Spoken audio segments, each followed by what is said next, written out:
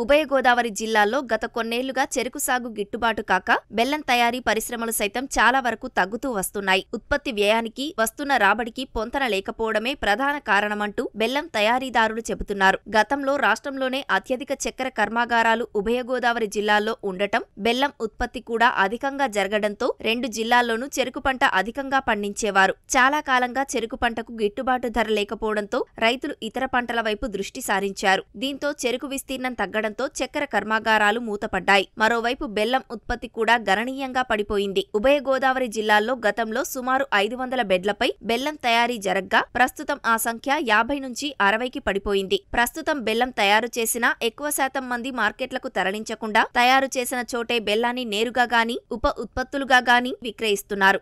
బెల్లం వచ్చేటప్పుడు ఇప్పుడైతే కింటా వస్తుందండి టన్కి.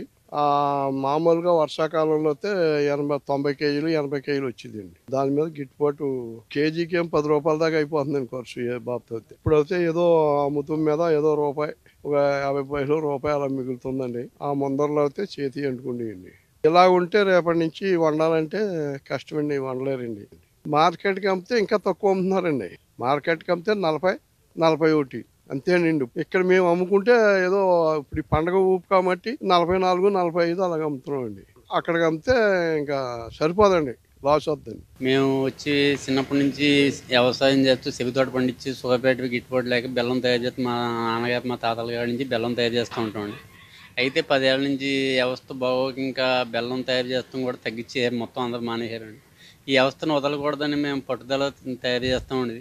అయితే 10 ఏళ్ళ నాడు మేము 50 రూపాయలు మేము సొంతంగా తయారు చేసి అమ్ముకుంటుంటే ఇక్కడ కౌంటర్ పెట్టి అమ్ముకుంటే 50 రూపాయలు 10 ఏళ్ళ నాడు అదే రేట్ అమ్మాము. అప్పుడు టన్ను వచ్చి 2500 రేట్ అండి, ఇవాళ వచ్చి 3300 రేట్ అండి. 3300 అన్నా చెవితోట పండించే రైతుకి ఏమీ రూపాయి ఉండదండి. మధ్యరకం బోకపకి తాటర ఖర్చులు బంటాకు కూలీలు ఎక్కువైపోయింది. అలానే చెవితోటలు కూడా తీసేస్తున్నారు. వ్యవస్థ కూడా ఇంకెన్నాళ్ళు ఉండదు, 1 సంవత్సరం 2 సంవత్సరాలు చెవితోటలు మొత్తం తీసేస్తారని. అయితే ఈ మార్కెట్ని తట్టుకోవాలండి. పెద్ద షుగర్తో బయట నుంచి షుగర్ దింపేసండి. షుగర్ 38కి 36కి డ్యామేజ్ షుగర్ తెచ్చి ఇక్కడ కల్తీ బెల్లాలు ఉండేస్తాం మీద మార్కెట్ మొత్తం పాడు చేశారని. ఈ వ్యవస్థ ఇలా ఉంటే ఇంకా ఉండేగోళ్ళు చాలా ఇబ్బంది అండి. అయితే ఇది వ్యవస్థ ఇలాగే పట్టుదల నడపాలని ఇంకా ఏదో దోవలేక రోజు 5 గంటలు బెల్లం తయారు చేసుకుంటూ కౌంటర్ పెట్టుకుని కౌంటర్లు అమ్ముకుంటున్నాం. దాంతోపాటు సైడ్ బిజినెస్గా స్వీట్లు కూడా తయారు చేసి రూపాయి 2 రూపాయలు వేసుకుని స్వీట్లు కూడా తయారు చేసి అమ్ముకుంటున్నాం. ఇదే వ్యవస్థ ఎలా ఉంటే ఎవరో పట్టించుకోకపోతే మాత్రం వ్యవస్థ ఇంకా 2-3 ఏళ్ళలో మొత్తం చెవితోట వేసి కూడా ఉండండి, పండించి కూడా ఉండు. బెల్లం తయారు చేసే రైతులు తగ్గిపోవడంతో మార్కెట్లో క్రయ విక్రయాలు చాలా వరకు తగ్గిపోయాయంటూ నిర్వాహకులు చెబుతున్నారు. మన ప్రాంతంలో సరిపడా ఉత్పత్తి లేకపోవడంతో ఇతర ప్రాంతాల నుంచి దిగుమతి చేసుకుని వ్యాపారం సాగిస్తున్నట్టు వివరిస్తున్నారు. తణుకు బెల్లం మార్కెట్కి గత 5-6 సంవత్సరాల నుంచి దిగుబడులు బాగా తగ్గినాయి.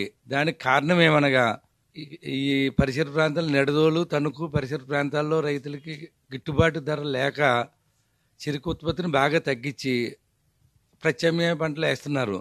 ఈ సంక్రాంతి సీజన్లో గతంలో 10-15 సంవత్సరాల క్రితం అయితే అసలు ఖాళీ లేకుండా 20-30 షాపులుండి 50-60 మంది అమాలీలు కూడా పనిచేసేవారు ఇక్కడ. ఇప్పుడు 10 మంది అమాలీలు ఉన్నారు, 4-3 వ్యాపారం చేస్తున్నాం. దీనికి ప్రధాన కారణం చెరుకు ఉత్పత్తి లేక బెల్లం రాబడులు మార్కెట్కి తగ్గడం వల్ల. అనేక చోట్ల కొద్దిగా బెల్లం తయారైన రైతుల వద్దే అక్కడి నుంచే ఖరీదు చేసుకుని తయారీ స్థలం నుంచే ఎవరికాళ్ళు కేజీ, అర కేజీ, 10 కేజీలు అలాగే ప్రతి ఒక్కళ్ళు వినియోగదారులు అక్కడి నుంచి తీసుకెళ్తున్నారు. అంచేత తణుకు మార్కెట్కి బెల్లం బాగా తగ్గింది. భవిష్యత్తులో ఇంకా తగ్గే అవకాశం ఉంది. సాగుదారులకు ప్రోత్సాహకాలు అందిస్తే తిరిగి సాగుకు ముందుకు వస్తారంటూ వివరిస్తున్నారు.